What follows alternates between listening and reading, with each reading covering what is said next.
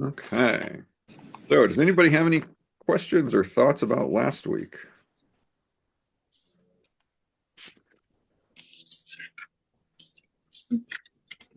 Guess not. I'm Okay, looking at my notes. I'm good. we can leap right in. So we're going back to this video with Nancy Fraser and Jason Moore, and the host had asked about our period in time being epical. And of course, we're not entirely sure whether he really means epical or apocalyptical, but we're thinking epical. Not sure what to do with those subtitles that we're getting. But at any rate, so this Nancy had replied, and then this is going to be Jason's answer to that question about what he thinks about epical nature of our times. So let me see if I can share it real quick. There we go. Huh. Nancy just outlined it. That's absolutely fundamental. I want to say that the projects for green capitalism aren't capitalist. They are a combination of sort of Great Reset, World Economic Forum, Club of Rome. Yeah, the Club of Rome is still around. And Okay, Club of Rome goes back to the early 70s. It was a meeting in Rome, early sort of uh, discussions on environmental problems, but it they very much talk about it from a perspective of the capitalists trying to figure out how to survive rather than thinking of capitalism as the problem. So that's why he's so critical of it in these remarks here. Doesn't get a lot of attention anymore, but it made a big splash when it first started, apparently. aligned with a permanent war, unipolar American imperial strategy against China's Belt and Road. I think those are both visions for a kind of post-capitalist green tributary order. Will that prevail? That remains to be seen. But we can see that the kinds of politics associated, both Nancy and I use this wonderful phrase from Peter DeVerne, the environmentalism of the rich, the kinds of politics to which that lends itself, including some strands of degrowth, not all Green New Deal, many strands of Green New Deal rhetoric lend themselves to a replication of the problem that was widely debated in the early 1970s. That is, the imperialist countries' drive to establish green austerity in order to essentially create a kind of steady state global economy that would be post-capitalist because it'd be steady state. Now, the question about epical crisis, I don't think this is speculative. For 25 years, people have been saying, well, what about this? What about that? Let's remember several things that the whether it's a developmental or ecological epical crisis rather depends on whether or not capital and the imperial forces that establish good business environments can resolve the surplus capital problem. So we've had now 50 years of so-called neoliberalism, which has manifestly failed to resolve the surplus capital problem. Why is that? Well, Surplus capital. So capital accumulates, and then rich people have money, but they don't know what to do with it. And so if there's nothing in particular to do with it, then that becomes its own kind of crisis about what's gonna what where can the money go in order to make more money. Well, there are many, many complex reasons, and we can go into all of them, but to boil it down to the simplest possible argument, no more frontiers, sizable enough frontiers of cheap natures, that is cheap food, labor, and unpaid work, energy, and raw materials, sufficient to resolve the surplus capital problem and induce a new wave of labor productivity growth and agricultural productivity growth. So we have three moments. We have the kind of physical productivity question, the real basis of capital accumulation in many ways, and the surplus capital problem. They're both dependent on frontiers of cheap nature to advance. So any agricultural revolution. And remember, there's also another problem Marx talked about that's the declining rate of profit that capital experiences in any given industry. That when something's new, profits seem to be very high, but the longer that kind of industry or business or that kind of activity, whatever it is, it's this new idea, over time, it will make less and less. The return on investment drops lower and lower and lower over time. So there's this constant push to try to reinvigorate whatever it is, which is why we have 14 different flavors of Pepsi and 100 different kinds of toothpaste. And they're it's the toothpaste sort of wasn't doing enough, so they had to trying to figure out something else to make more out of it. And so there's that problem of capital needing to try and recreate itself just because it doesn't want to see the profit rate go down. So that's part of the push for why capitalism is always ever expanding and sort of can't exist in a steady state, is it needs to keep challenging all of these various problems that he's talking about, and they all require growth, as they seem to require at this point, seem to require growth as the solution. Revolution, any industrial revolution. Think about the industrial revolution in England. Its motive force is not coal. Its motive force is the second slavery and cotton and dispossession and enclosure in the American South. That's where it all comes from. Forget about fossil capital. Let's talk about plantation capital, cotton capital, super exploited capital. So that sets the stage for the resolution of the overaccumulation crisis of that era. This is what Arrighi sort of gestures towards but can never quite land at. And so this is not an entirely speculative problem. We have real concrete indicators. We have $19 trillion parked into zero or negative rate of return government securities. We have the collateralized debt obligations and all the derivatives that led to the events of 2008 are even bigger. And what's the response of the leading imperialist states, including China, including the US, is to prepare for essentially another round of too big to fail mode. That's why even Bob Brenner is saying, well, we're moving towards political accumulation in the United States and not just there.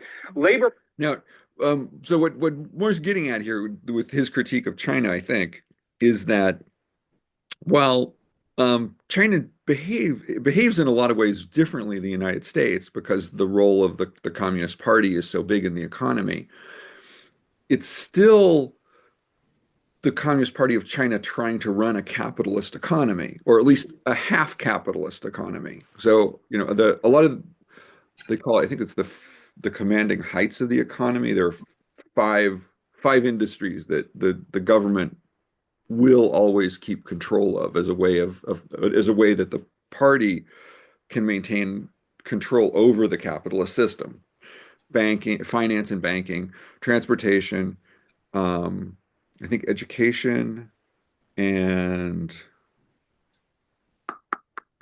I forget what the other one was. Anyway, so China's this interesting little big animal, because it's has this capitalist economy, but that capitalist economy is being managed to some degree. But the fact that it's still a capitalist economy means that that at least that half of the economy still has to follow the same rules as ordinary capitalism has to follow. So they're capitalists chasing after profits. That's what that means. So Moore is not very optimistic about how much of a positive role China can play, at least in terms of these big questions. I think on a short time frame, it seems to me China will do a lot to help raise the living standards of a lot of people around the world. But that also might be a problem, an ecological problem, even though it's solving an economic problem. So China's this very strange thing that doesn't seem to be helpful in the ways that we might want it to be helpful, given its power and size in the world. Productivity growth has stagnated, in fact, has decelerated over the past 50 years. Agricultural productivity growth is walloped by climate change. Here's my thing about externality. The climate crisis is not external.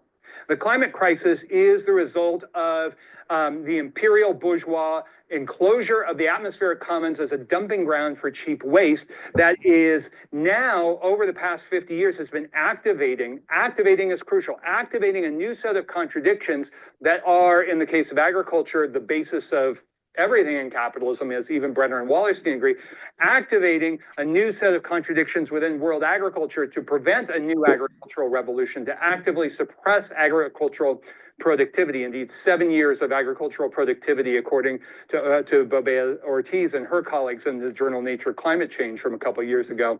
7 years already. That's huge because capitalism is not a steady state economy. However, a shift towards a tributary political accumulation model is not so dependent on that agricultural revolution model and can impose by force green austerity on the 80% of the planet. Okay, so Okay. in the One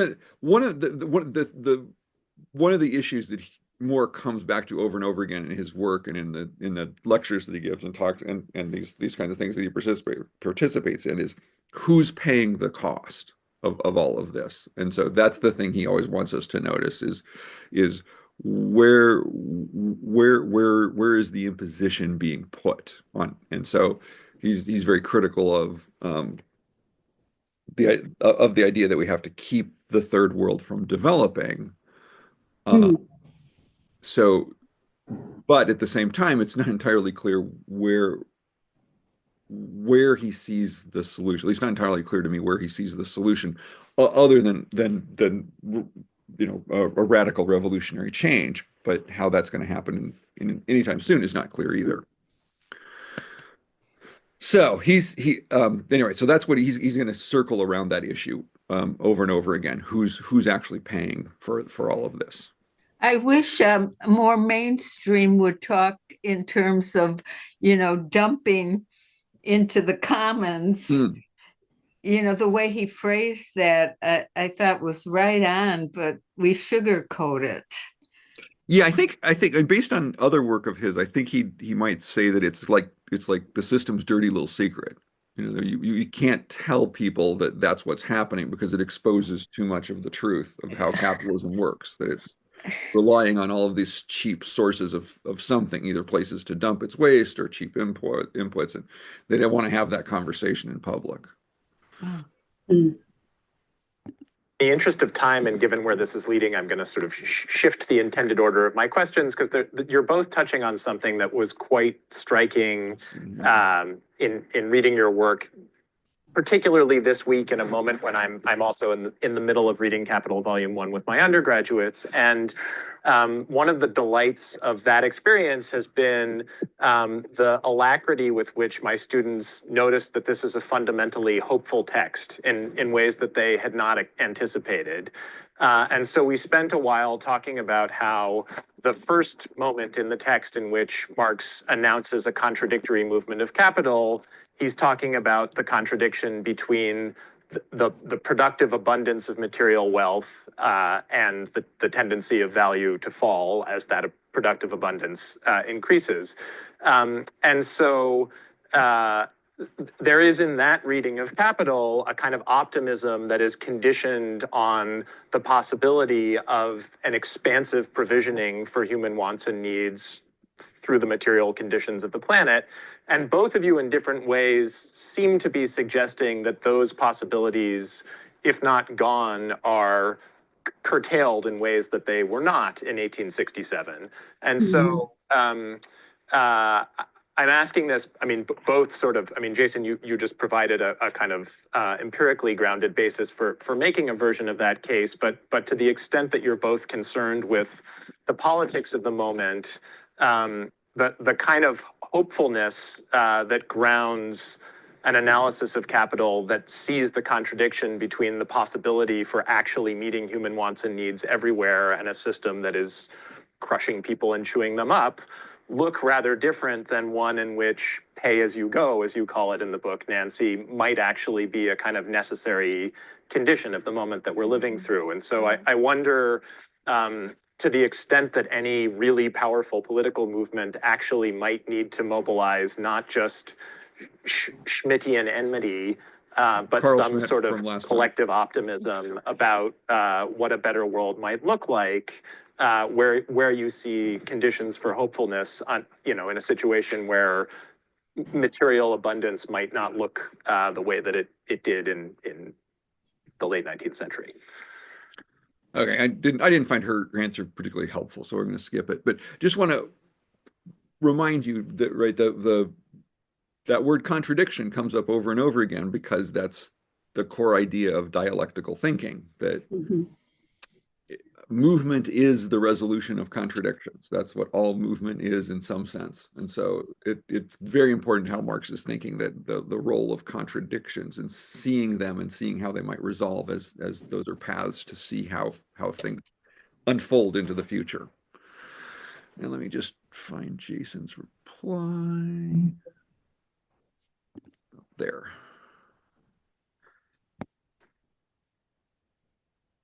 All right, fantastic. So I think just building off what Nancy said, I would also add that the existential threat language, the catastrophist language, the state of emergency language, yes, the climate crisis is an emergency, as Neil pointed out. It is not an emergency in terms of how that political discourse is used. And part of what I've been trying to say is that climate doomism, climate catastrophism, which before that was, and still today is bathed in the imperial logic of the Ehrlich's population bomb, which itself grows out of the American Cold War project after World War II, the Population Council, the CIA, USAID projects in the Long Green Revolution in India and elsewhere, which is, of course, how the Ehrlichs opened their book. That there is a climate doomism, a climate catastrophism, an existential threat language that serves the political right and serves also a kind of centrist liberal techno-scientific authoritarianism. And that's a form of neo-Malthusianism that we need to become very attuned to. Its acceptable academic form is the Anthropocene, which is spaceship Earth for neoliberal times. All right, so that's we want to have an ecology of hope at this moment. Is there a historical basis for this? And it relates to this question of abundance. So let's be clear. So Moore talks. He talks fast, and so at times it's hard to keep up. And often I'm not entirely clear where he's really going, but it just occurs to me that there's this phrase that the Chinese have that that crisis and opportunity are the same thing. I forget how it's phrased. The Chinese have I've seen that too. of phrasing things, but I think that's actually kind of what he's talking about. Is that right-wing politics wants people to feel discouraged. Left-wing politics wants people to feel hopeful. So what is the hopeful in the midst of a crisis would be the opportunity to do something different, where the right-wing discourse he's talking about just sees the crisis as unavoidable tragedy that you brace yourself for, not as an opportunity to transform the system and recreate human society in a better way.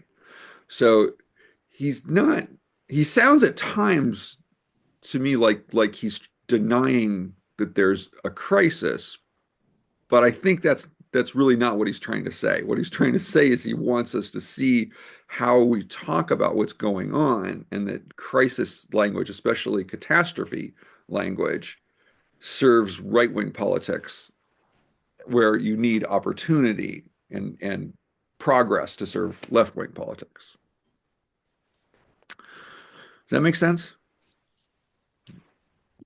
Clear about what we know about major moments of unfavorable climate change, at least in the Northern Hemisphere. And I'm going to tell a story about the crisis of Western Rome and the crisis of feudal Europe and the crisis of the 17th century, just in very, very radically compressed ways. First, moments of significantly unfavorable climate change, which in the Northern Hemisphere usually have to do with some combination of volcanism, shifts in the North Atlantic oscillation, things like that. So you think of balmy weather during the Roman climate optimum. Yeah, that's actually what they call it. And then when so you could grow wine in southern England, for instance, and move that wheat olive vineyard complex all the way up to the North Sea for a long time. That was not what was driving Roman expansion, but it was fundamental to it. So here's the thing: climate's not everything, but it's in everything. And so as the climate began to shift towards the Dark Ages cold period, there were profound droughts in Africa, in the Eurasian steppe, which drive the so-called barbarian peoples into what is now Western and Central Europe. By the way, I'm not so down on the barbarians. They put an end to the slave society of Western Rome. No, I'm just having fun. But there's a moment where, to get to Aaron's point, a much reduced division of labor, less social surplus in the sense that it was understood in the Roman mode of production, but peasants take over. They rebuild egalitarian societies. They adjust their fertility regimes. They live healthier. They're taller, fewer children. They rebuild villages that had been destroyed by the latifundia system. 1,000 years later, you have the crisis of feudalism. Again, not climatically determined, but you can't understand it without it. It was a socio-physical conjuncture. And the distinctive thing about the crisis of feudalism is that the back of seigneurial power is broken by peasant and working class insurrection across the long 14th century so badly that the ruling classes could not reestablish feudalism. They tried and failed many times across this arc. Then look at that's in the Little Ice Age, the coldest period of the last 8,000 years. Then look at the long, cold 17th century, 1550 to 1700. This is a moment where we get modern racism, modern sexism, a lot of modern science, a lot of core developments. But it is the coldest period of the last 8,000 years. This is the period where we get the plantation revolution. But note this is the Dutch Golden Age, but it ends with a catastrophic war and social revolt, the 30 Years' War. But then also Cromwell sits victorious in London with a communist, as Rediker and Linebaugh say, a communist army, essentially, on the outskirts of London. Like, what the heck are we going to do there? And so there are these moments of political possibility. This is the same story after the Lockheed-Fisher explosion in 1783, changes in the North Atlantic Oscillation that end up with that last great cold snap of the Little Ice Age, which is also the era of the Napoleonic Wars, of the Irish Revolt, of Shays' Rebellion, of proto-socialist moral economy, food riots in England. This is a moment of profound ferment. So these moments of climate crisis are moments of political opportunity. They are moments of hardship for the vast majority, but they undermine the fundamental rules of reproduction and conditions of reproduction for ruling classes. That's a moment of an ecology of hope for the 21st century. Okay, which I think is it's an interesting point, because we don't talk about climate a lot when we talk about history, and even, like I like archaeology shows, and you see people wandering around what looks like a desert somewhere, and they often don't stop and ask themselves the question, well, what was this place like 2,000 years ago or 3,000 years ago when the stuff I'm looking for was deposited here? And it didn't look like that. A lot of the world looked very different that long ago, and those things drive politics, because if there is less food, people are going to revolt and demand something different. I mean, that's sort of a fundamental rule of all politics. If you can't feed the population, the government will fall. So it's a very, very important point, I think, that history has a lot more to do with climate than we realize. Mm-hmm. Which, and then he's trying to put that in a hopeful vein, that therefore same rules still apply. Environment's doing funny things, therefore people can do new and different things. That seems like a great place to. Well, it just occurred to me when he talked about having fewer children that I think part of the motivation that we're seeing of women having fewer children is environmentally connected. Although it seems to have reversed itself. It's sort of, he's talking about a time when people were choosing to have fewer children because they seemed to be living better and didn't need all those children. I see. But I can see the connection today that a lot of people are worried about the environment and therefore do not have children. Right. It's kind of interesting how it's fewer children, but for radically different reasons, but they're both climate-driven reasons. Oh, right. Yeah. Yeah. Richard, sorry. of really, I don't know if this is even answerable, but can you say in just a few words what the difference between these two people's philosophy is? I don't know if you can. No. They're not people I was really aware of until I was doing this research. Okay. And so I haven't spent a lot of time focused on them because I was too worried about I'm having trouble figuring out how they disagree. only in subtle ways. Okay. Okay. Yeah, it's definitely only in subtle ways. To all of you, and we're nearing the 1 o'clock point, and I want to make sure we have lots of time for questions. So why don't we turn it over to the audience?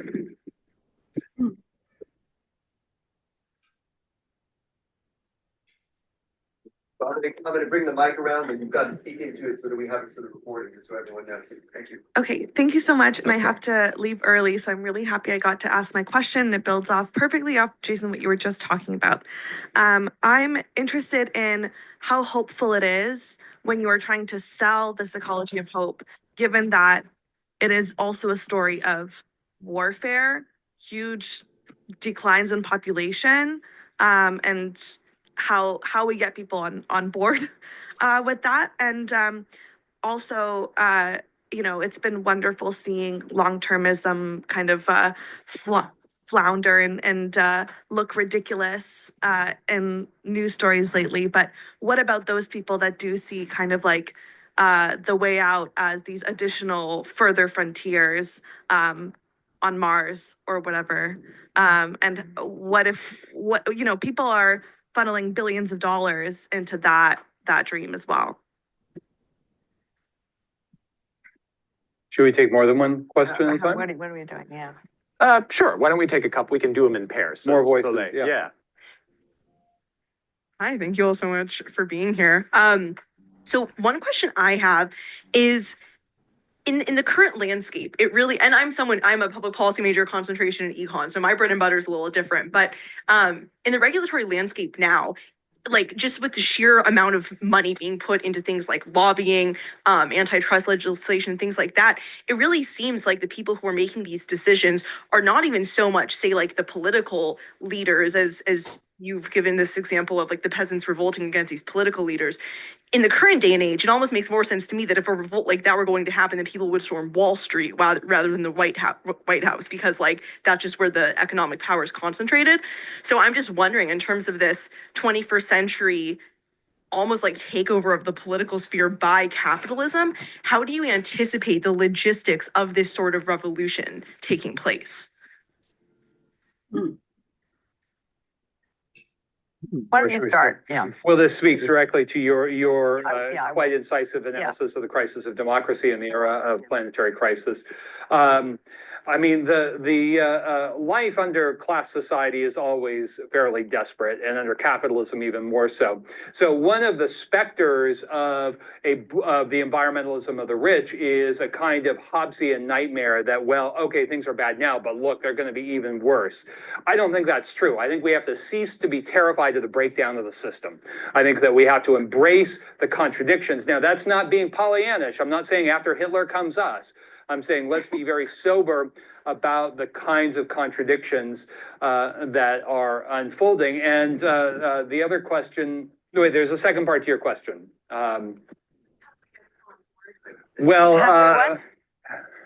How do we get people on board with embracing the country?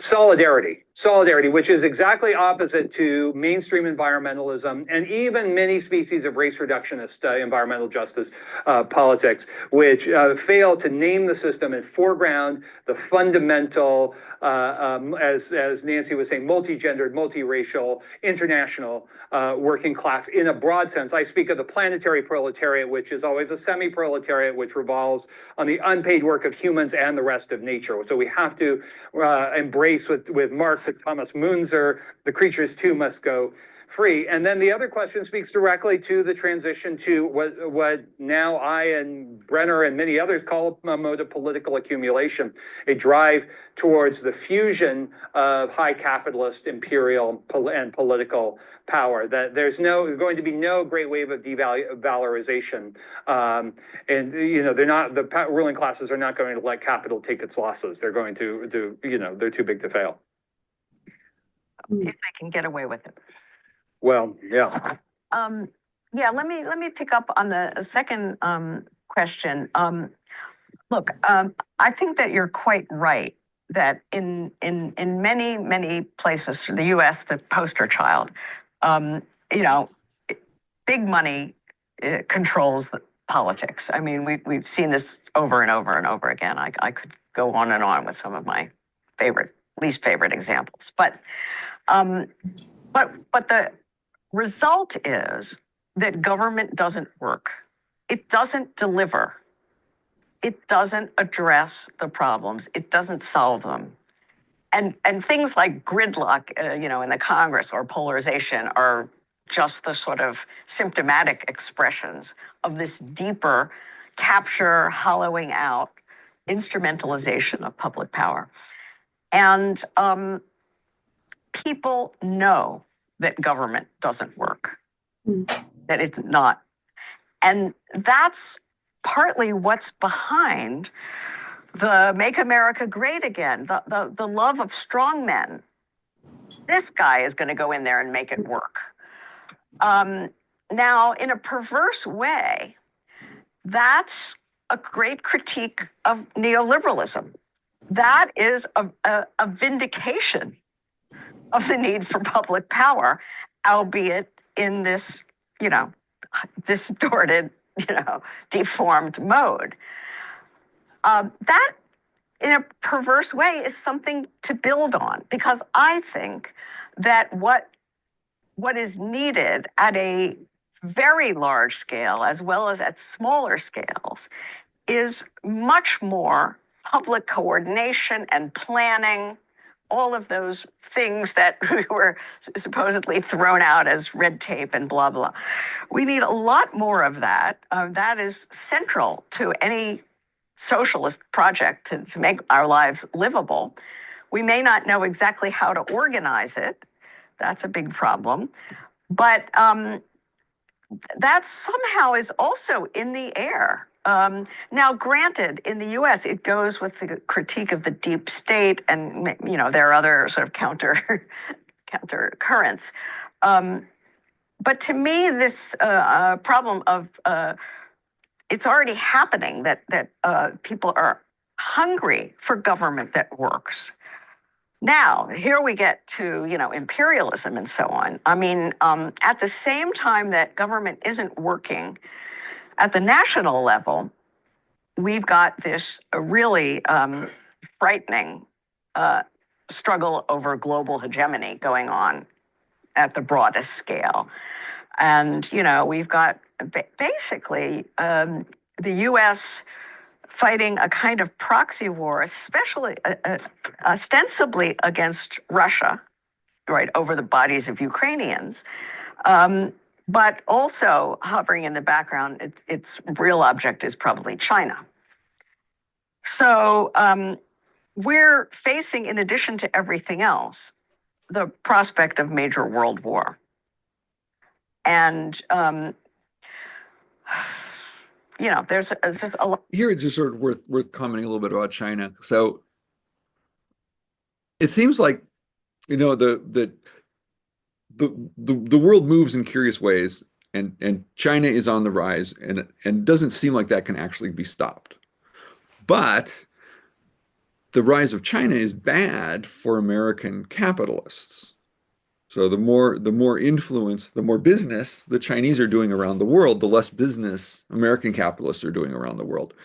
So that's the basis of this conflict and hostility with China, is that China is just slowly displacing American capitalists in the world.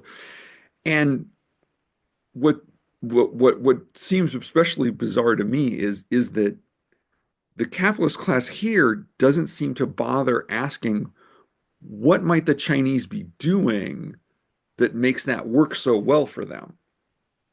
And but probably, and maybe it's because they know that they can't answer the question in any hopeful way, because the answer is the Chinese have a communist party that's dominating half of the economy and making plans, which, we don't like doing here.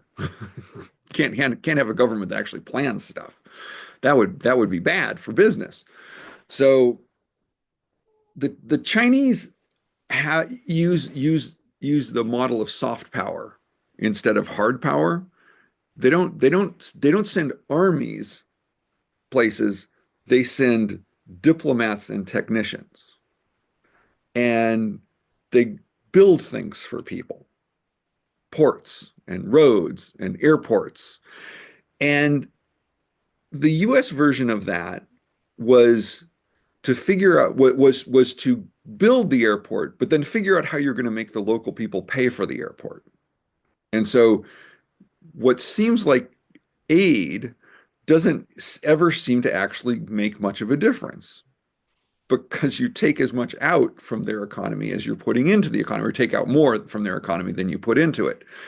And the Chinese, I think, obviously the business side of it has the same kind of objectives in mind, that long term they want to get more out of Africa, for example, than they're putting into Africa.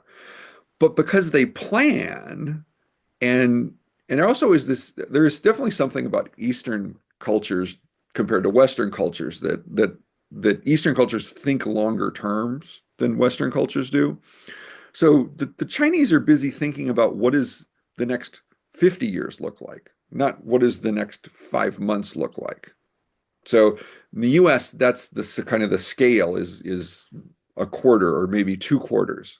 But the Chinese are playing an entirely different game, where they're thinking about decades into the future. So when they send these diplomats and technicians into Africa to make deals with people, they're also bringing development money that comes from their state sector, not from their private sector. And because it comes from the state sector, that state sector doesn't need to make profits. So they can build an airport or build a port, and they don't have to worry about, are we going to get our money back? Even though the long-term plan is, yeah, we'll get it back eventually. It may take 50 years, and it'll take a lot of building up this other place to where it can be a really useful trading partner. And then start buying our stuff, which is kind of the ultimate long-term goal, really. If Africa gets rich enough that it can buy high-tech Chinese products like we used to make here, computers and cars and all of their solar panels and all of that stuff, then eventually the Chinese will be selling all of that there. But they're willing to take the loss for a couple decades or more. And that's what the Belt and Road Initiative is doing, is it's offering this model of development where they don't expect any kind of immediate return, and therefore they benefit the local economy a lot more. And that's obviously working in the world where the US model of sending Marines in and taking over so you can have plantations is not working the way it used to. So the rise of China is this really dramatic threat, and because the capitalists always see this in terms of competition and not in terms of cooperation, then China becomes a threat. Where if they could just see it as cooperation, I think we'd all be a lot better off. But somehow that's not how they think about it. It has to be one winner. Um, Following up with that, I don't know if it was a Chinese diplomat responding early on to our tariffs, but sort of towards the end, he goes, we've been around for 5,000 years, and we're going to be around for another 5,000 years. So in a way, he was pointing out, you guys are 200 years old, right? 300 years old, which is nothing. Yeah, little baby of a culture. Yeah. But that is Exactly. a different way of looking at life, right? Mhm. You've been around for 5,000 years, and you have this tremendous history, which almost affords more optimism. Hmm. Yeah, going into the Whereas future. we Yeah. were sort of an experiment, right? We were sort of man-made rather than an organic development. You Mm. know, the British all of a sudden kick the Indians out and we have a constitution. Yeah, right. Yeah. So it doesn't, there's nothing organic in that development. Okay, so China. Eh. A lot of irrationality as well as capitalist rationality, both. So it's an explosive and unpredictable situation. And that's sort of one more reason to get moving and figure out how to intervene in this. On this basis, I'm going to insert myself back in because this raises a question that we've chatted about individually this week. But Nancy, in reading your book in light of this analysis of the present, it's striking that but capitalism is cannibalistic and violent in a variety of other ways, but that war and militaries actually don't figure particularly prominently in your description of the kind of constituent features of this institutional societal order. And so I wonder sort of where and how you think about the history of war and war making in relation to capital, and I can turn that question to you as well, Jason. Well, I mean, for me, it belongs in that sort of hidden abode of the political, and that abode has both a sort of global, transnational, international dimension, and a dimension at the national level insofar as we still have a international system of multiple territorial states.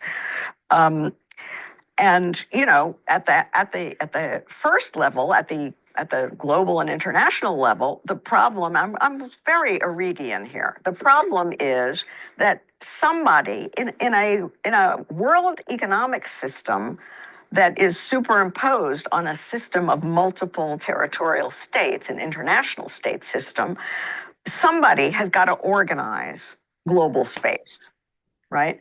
And that has fallen to this succession of global hegemons. So there are, I said this at our earlier discussion, you can think about imperialism in more than one way. At one level, we can talk about Landnahme, about land grabbing, resource grabbing, and so on. At another level, it's about competitive struggle among powers.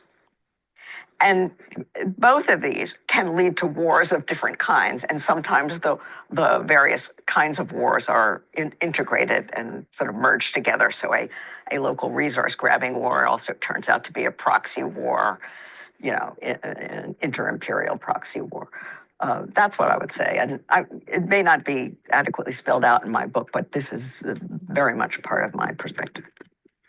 Yeah, before there, or as fundamental to capitalist revolutions were military revolutions. The military revolutions almost always come first, and not just in the early modern era, but in the Industrial Revolution, as Priya Satya has pointed out, and then again in American ascent to global supremacy. So militarized accumulation is the beating heart of the capitalist world ecology.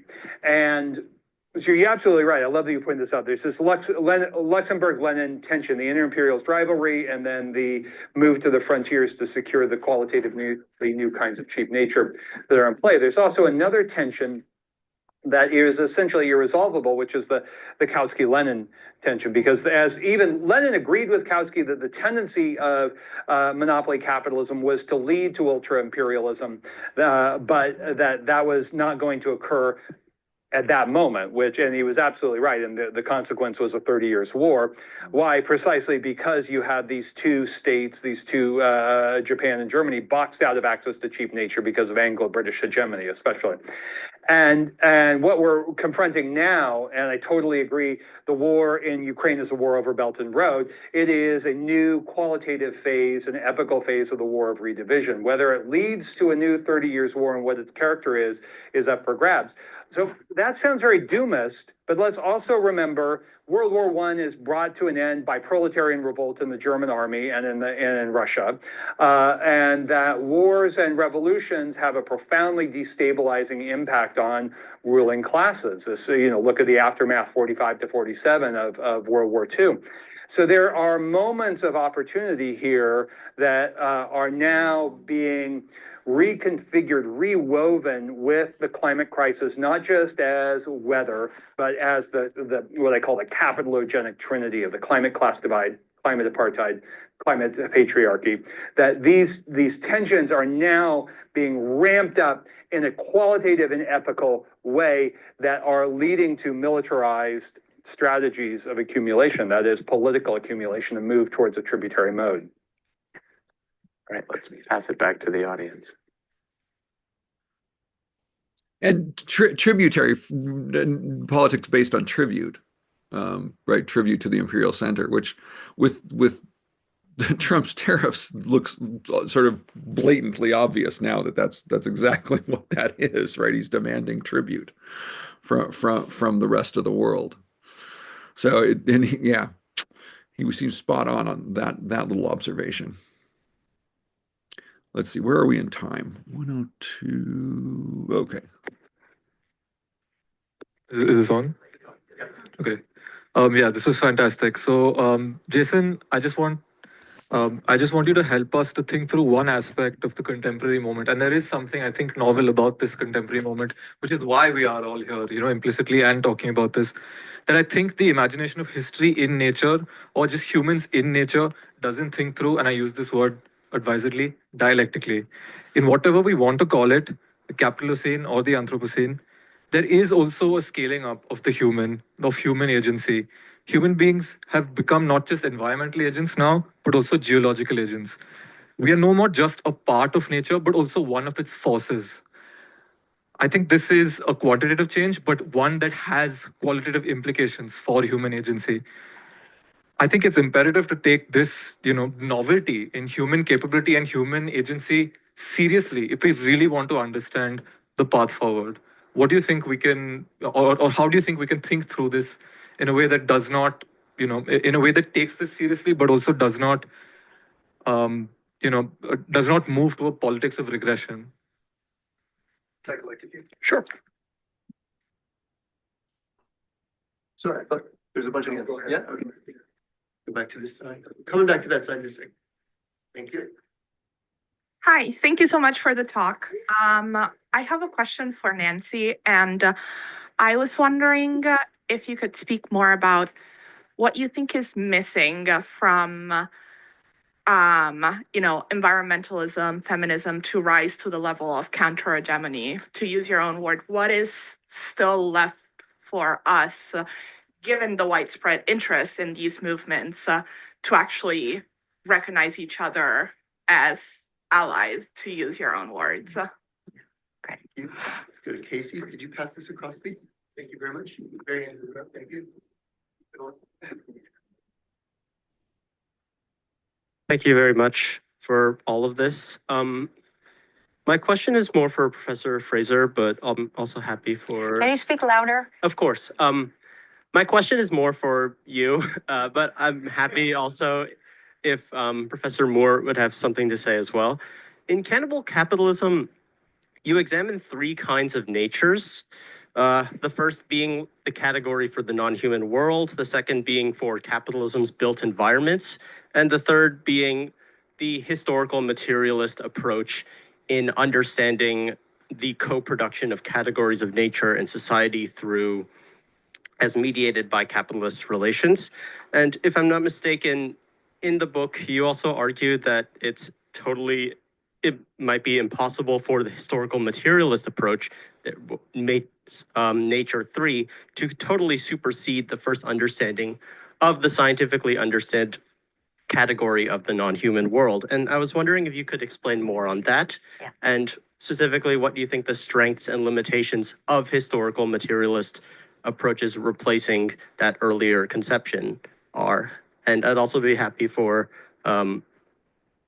Professor Moore to also discuss this as well. One more, or is that? We pause. That's Yeah. that's a lot to do. I already forgot the other ones. Let me start with that since it's very fresh in my mind, which is otherwise I'm losing the thread. Yeah, I think this might be a point in which we actually have a difference. And I'll just start with just by saying that from a conceptual point of view, I'm taking what you could call a Wittgensteinian approach. Okay. The closed captions are really kind of bizarre. Wittgenstein, the name of an important German philosopher, and his brother, an important pianist. Wittgensteinian, referring to Ludwig Wittgenstein's philosophy. Wittgenstein's famous for a philosophy of language, and the most common phrase associated with him or term is the term language game. And what Wittgenstein was observing is that in our cultural practices, we get used to interactions that have their own kind of vocabulary to them. So, if you go to a hospital, there's a way of talking that people have in hospitals. And if you go to universities, there's a way that people in philosophy departments have of talking. And if you go to an auto manufacturer, they're going to have a way of talking about what they do. And Wittgenstein called those language games. And it's a really useful observation in some ways. And so I think that's what she's after. But she's also going to make some other references where I lose track of what she's trying to say. I can't figure out what she really means, and I'll explain those when we get to them. But here, at least, I know she's meaning Wittgenstein. There are multiple meanings, and the word nature has a role in many different language games, and they can't all be reduced to one concept of nature. I think we need to be able to talk about nature at several different levels. So what you called non-human nature, I wouldn't use that phrase because humans are part of the nature that science studies, right? Natural science we speak of. And that includes, obviously astrophysics, organic chemistry, climate science. This tells us what happens to molecules when greenhouse gases are released into the atmosphere and so on and so forth. That's not historical materialism. But it's pretty damn important. Historical materialism is, I think, what Jason means by historical natures and by the socio-ecological, which is a word I like a lot and use, which is about, right? He calls it the web of life, in which there's such entanglements that you are never encountering the purely social and the purely natural, but always these things as transformed, interacting in a dialectical way. And we absolutely need that. In addition, there are all sorts of what you could call more philosophical or cosmological, spiritual in some cases, or ideological views about nature, including the one that I would argue is built into the practice of capital accumulation, right, as normally, which is the idea of nature as just there, stuff that we can take and do what we want with and don't have to worry about replenishing, the so-called free gift ideology. But then there are all the communalist, philosophies of nature that people all over the world share, many different variants and so on. And at that level, I say, let's absolutely prevent the operationalization of any philosophy of nature that's going to destroy the possibility of having a good life for us and the possibility of ecological reproduction continuing in a good way. Let's absolutely stop them in their tracks. If people want to believe that in private about the free gift, I'm not going to go police their thoughts. But no, you don't get to run the world. But otherwise, let 100 flowers bloom. Let people think about nature however they want. I don't think we need, this is almost a Rawlsian liberal point. Rawls, recently deceased American political philosopher, worked on liberal politics in a socially more collectivist manner, and he's influential in some circles, but not Marxist, but wanting to be socially progressive without relying on a specifically class analysis theory to make his points. Let's just agree that we have to stop cannibalizing it and figure out how to do that. And, I don't have to sign on to Quechuan view of Pachamama or whatever. Quechuan, the Indian tribe. Pachamama, different Indian tribe. That's fine. But I think that these things don't add up to one concept. And if you just think about it from the standpoint of inquiry, we need more than one kind of inquiry. We need natural scientific inquiry, we need historical materialist inquiry, and so on and so forth. So that's why, and I don't know, that's why I'm made uncomfortable. I won't rise to the level of saying I disagree with it, but I'm made uncomfortable with your sort of, anti-Cartesianism. I don't know exactly what that means. Okay, so this is an important word, and an anti-Cartesian. Well, okay, so let's start with Cartesian. Cartesian from Descartes, and so Cartesian is the adjective we use to talk about Descartes' ideas. Descartes' most famous idea is the differentiation between mind and body. So Descartes is advocating a metaphysics in which there's two realities: this ideal reality of mind and a material reality of bodies. So when she says anti-Cartesian, I would assume that she is also anti-Cartesian as a materialist who doesn't believe in that ideal world. So I'm really not, I haven't been able to figure out what she's talking about when she's criticizing Moore for what she's calling his anti-Cartesianism. So mystery there, but maybe on this next run through, it'll make more sense to me. Means, because I would say that after Descartes, there's not a lot of Cartesianism in the philosophy I'd studied, and which doesn't mean that there's anything that's a lot better. Anyway, so this is something that it would be interesting to have an exchange about. Why don't I stop there and let's have that exchange before I go into the second one? It was going to happen. No, that's happening. happening. That's so in a strictly philosophical sense, of course, you're entirely correct. And the main lines of modern philosophy go in a very different direction. As a geocultural formation. But his philosophy, modern philosophy actually starts with Descartes. That's what we always teach the students, that what we call philosophy really begins with Descartes doing those little mental experiments in his head. But very quickly, once the sciences are going, materialism becomes a much more important philosophical idea, and philosophy leaves Descartes behind. That's what he's talking about there.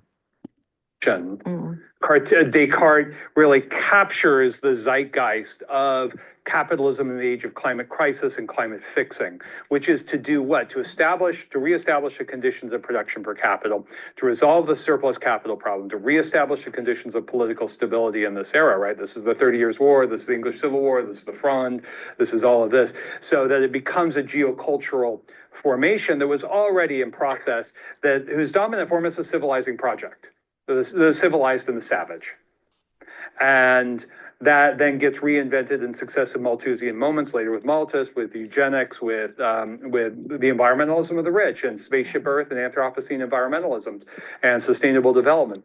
So it's that's, I think, the broader point. I'm not sure if that's so much in conflict as to understand the sort of geocultural DNA of capitalism. Why is that binary so important? Because it is a relation and strategy of domination that allows for super exploitation that is necessary because capitalism is such a damn expensive system to run. That's why it's so important to find the cheap nature. The proletarian form is so expensive, and it provides qualities that cannot be met in other ways. So I think, as you were talking, Nancy, I think really these, I don't think that we disagree. I think we have different ways of formulating it, but these three natures that you've identified, they're distinctive moments in the totality that I advance. So sometimes you say, well, Moore, I think in New Left Review, you say, well, he's a bit of a constructivist there. But in fact, I begin, yeah, a little bit there, like, oh, that the nature three kind of thing. But in fact, I begin Web of Life with Johann Rockstrom and Planetary Boundaries, which I find a deeply problematic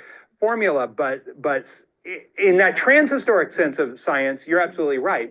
But then there's also the Marx point that to speak of two sciences is an illusion, that we need a proletarian science, a proletarian inner science.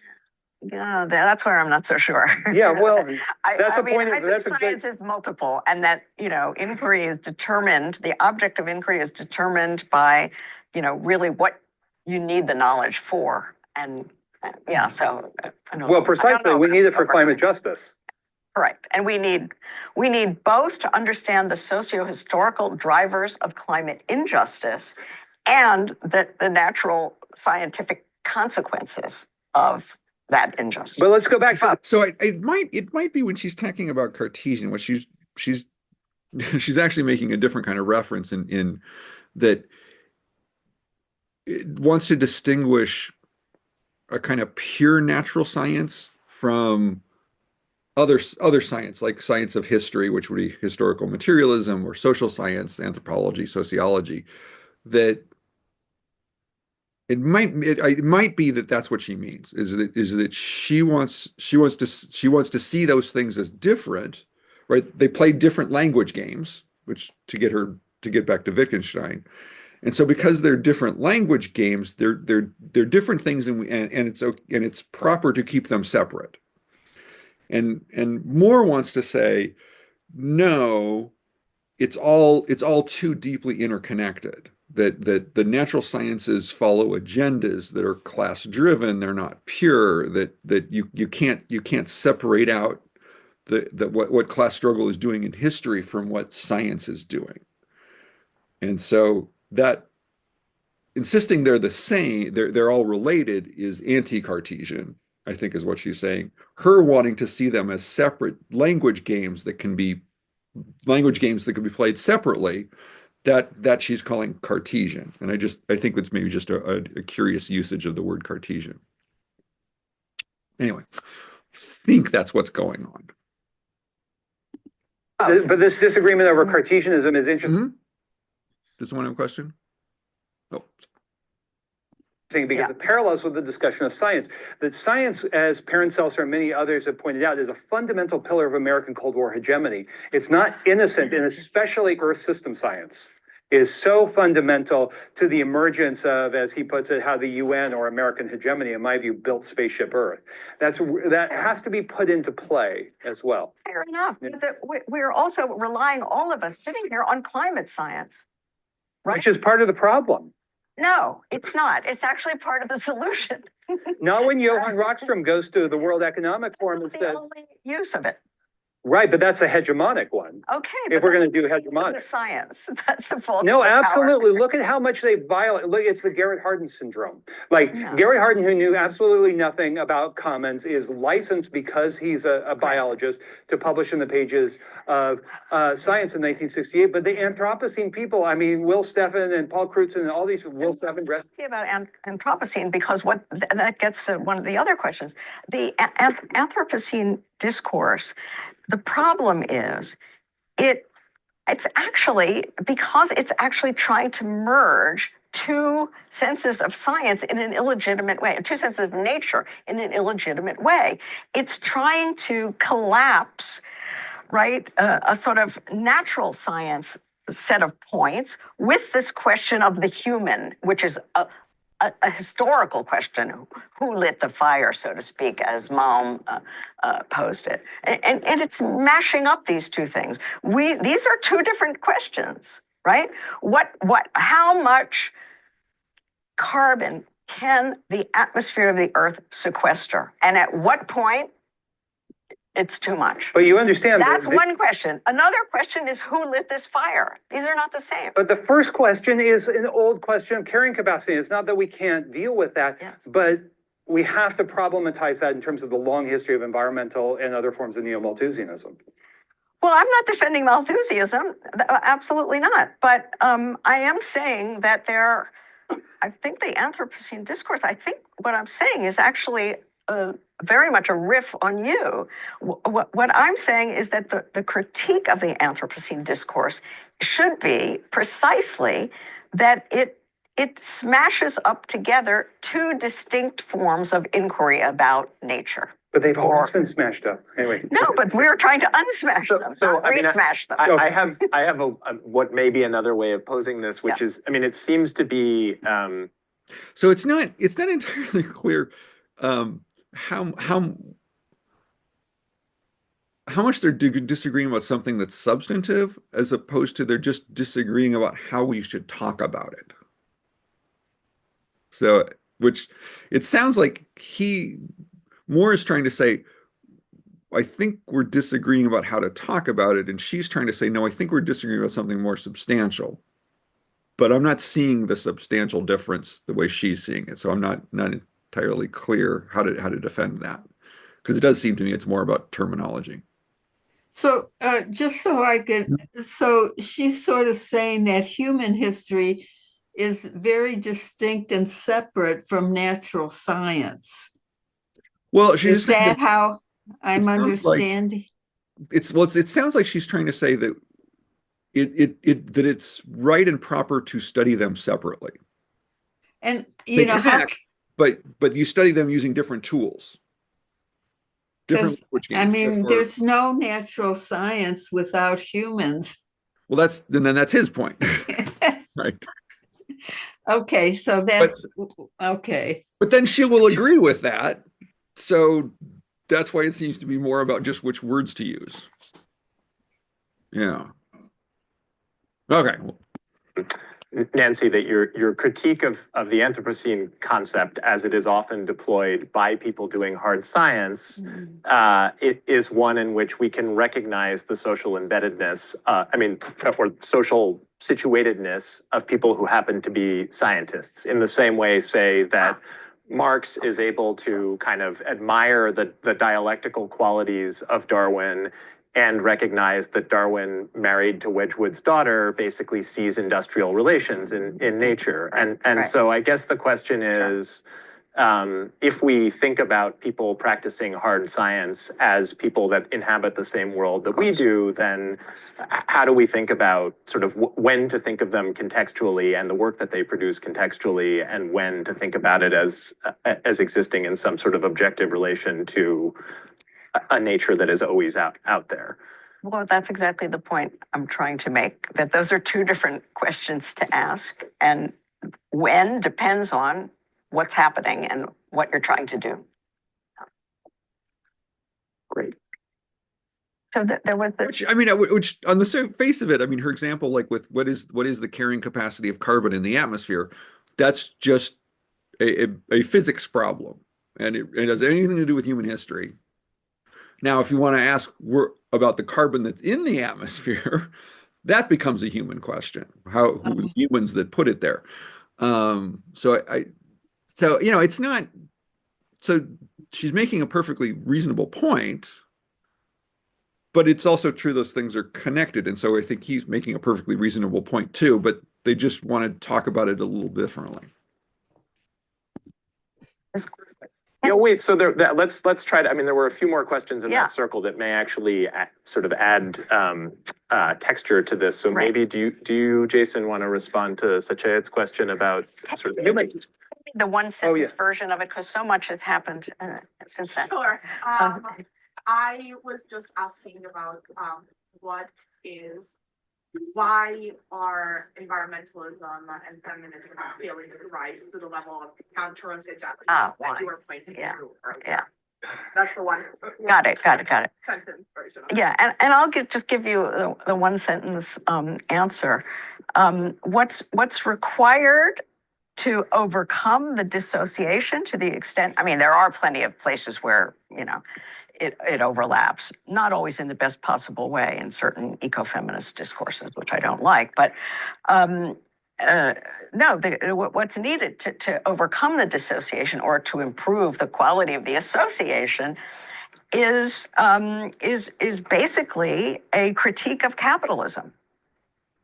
Now that you could say that's a cognitive thing, that we need to cognitively understand that there's one social system, one social totality that is driving a whole set of very bad things, and that to fight them, people have to unite in some way. Okay, that's cognitive. I'm sort of reading something into your question. Is the cognitive enough, or is that a kind of thin glue? What about an affective moment? And it's absolutely true. This might be one of the advantages of sort of going back to some expanded idea of an internally differentiated planetary working class. When you have a sort of a name for who you are. Oh, one thing is that I think the idea of planetary working class is fairly abstract, and it's hard sometimes to see how that can be a thing that's one thing as opposed to just lots of little things that we can lump together when we talk about different workers, because there are workers here and there are workers there. But what I think what helps illustrate the fact that it's really one system that includes all of them is when you look at things like the political move to dictatorship that we're seeing in our country right now. But that's happening all over the world at the same time. It's happening in Turkey, it's happening in Russia, it's happening in Hungary, it's happening in India. It's happening, the Ecuador, I have connections in Ecuador. The president of Ecuador, is a right-wing nut. There are, movements in Thailand that are very right-wing, to try to replace I think in a non-monarchical way, because the king still has a lot of power in Thailand. Anyway, but we see that somehow all of these different countries are going through the same thing at the same time, this same move, the political move. And you look at different periods of history and you could see, well, they might have all moved to the left too at the same time in different periods of time, but now they're all moving to the right in this one period of time. So there's obviously something about a global system that's going on, because this rightward drift towards a dictatorship is happening all over. So I don't know what the mechanism is or how to describe the mechanism, but it does seem that when she talks about something like planetary working class, it's like, oh, well, there is clearly a planetary politics at play that we can see around us. So it makes sense then to say that, well, yes, then if you want to talk about that politics on a global scale, that you have to move in that direction to talk about a global proletariat as well. But they don't talk a lot with each other, which is part of the problem, right? We need global solidarity to confront these problems as well. Okay. That gives it a kind of identitarian, affectively charged thing. It gives a name to the us versus them. some people would say, oh, the multitude or, whatever, but that's to me too weak to do the job. And it's also annoyingly imprecise. So my thought, and this is very much a work in progress, I'm currently writing a book called Three Faces of Capitalist Labor, uncovering the hidden ties between gender, race, and class.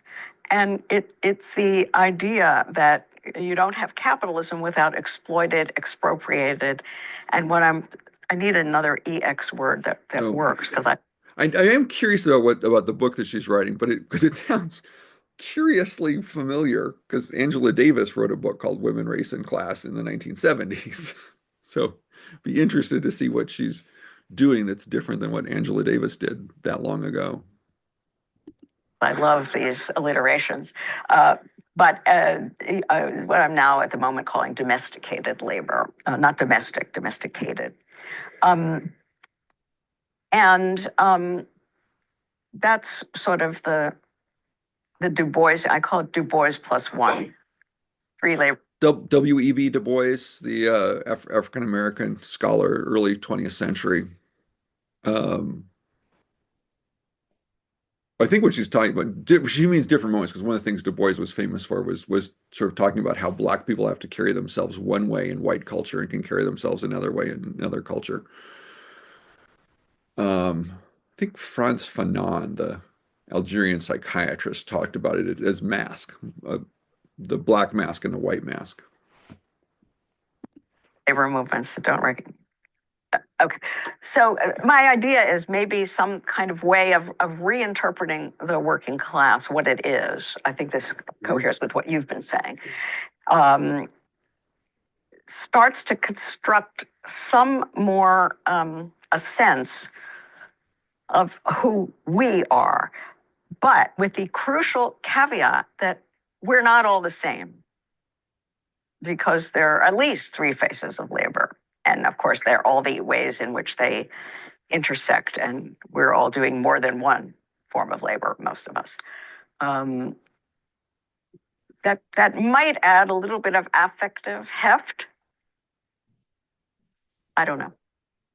No, I totally agree. That was fantastic. The question about, first, about humans and nature, of course, that's only a point of departure. So if you leave it at that, then it's just a slogan, and it doesn't go beyond lots of holism over the decades. But the argument is very different. So the Holocene itself, as Ruddiman has demonstrated, is a product, well, he doesn't call it class society, but I will, of class society. That is the carbonization that begins with agriculture, makes the Holocene, which is an interglacial period, very, very distinctive. And it does not, as Ruddiman shows, revert to an ice age on the model of previous interglacial periods. So that's a riddle. Why is that? What is it that stabilizes atmospheric carbonization at around 270 parts per million until the industrial era? Well, in short, it's class society, it's agriculture, which becomes, even though demographically small, an Archimedean lever for wider networks of pastoralism, carbon, and land use change worldwide. So the Holocene itself is a product of class society. That is emphatically not, and I'm not saying you're saying this, a product of humanity doing it. Humanity does nothing. Specific. So another sort of important observation there about climate in history, right? Is that he's saying this whole previous geological period we're talking about. One thing people don't often notice is the importance of how people were living and turning over the soil in the way that they were, and all of that was maintaining a stable environment. Okay, this next point is where I'm actually going to want to go next week. Groups of human beings, classes, empires, corporations, socialist parties, states do make history. Climate does not, this is one of the great mystifications of much environmentalist thought, that climate doesn't have agency. Agency is a historically joined, dialectically joined relation of human and extra-human life and power. And that's very important to keep in mind, so that we see class society becoming a geobiological force from about 7 8,000 years ago. We have stabilizing in the very specific sense of stabilizing atmospheric carbonization.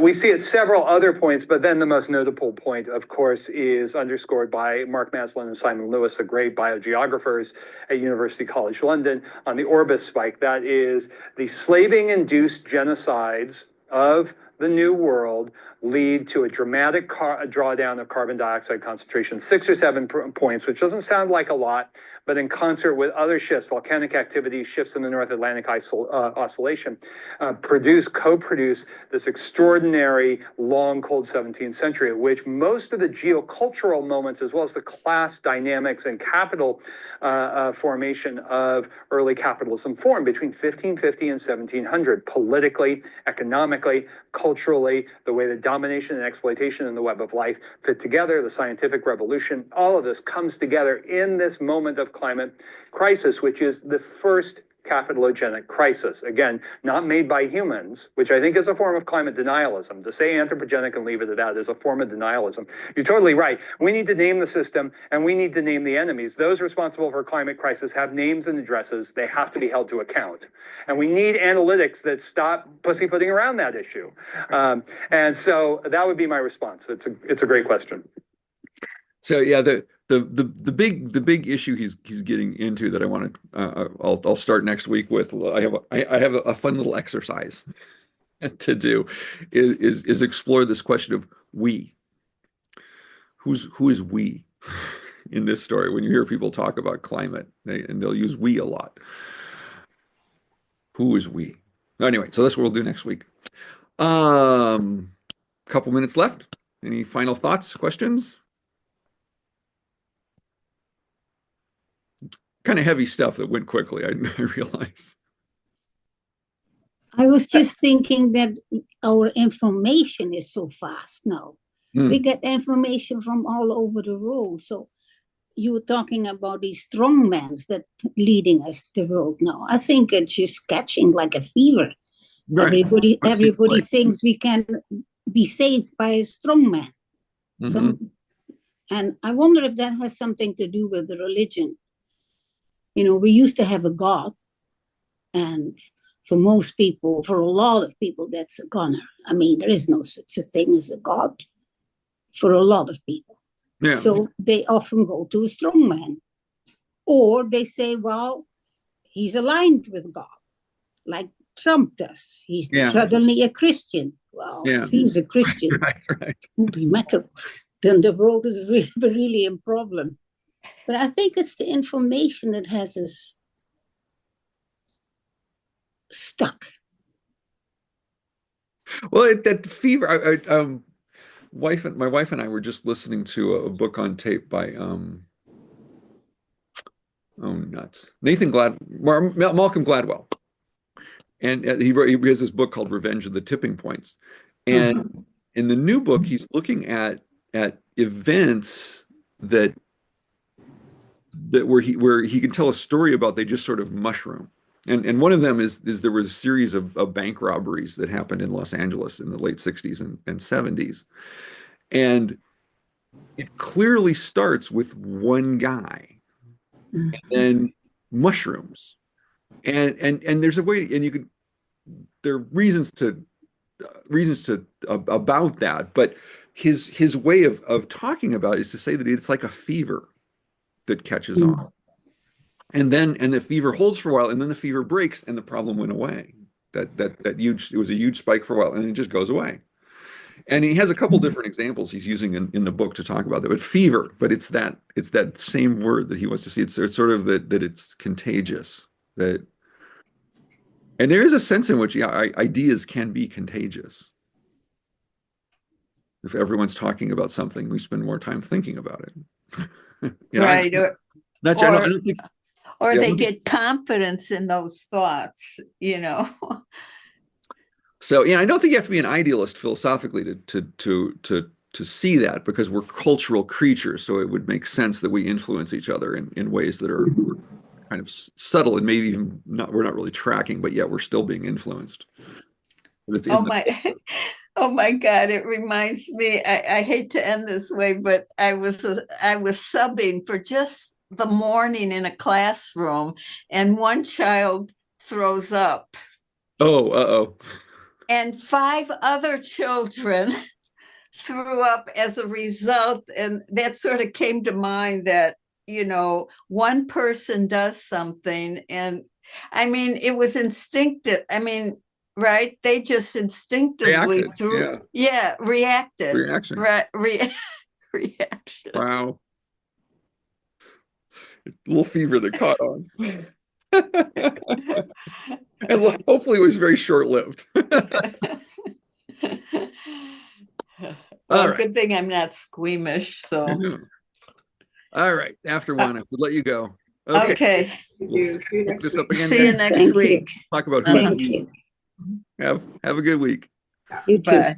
All right. Let me stop the recording.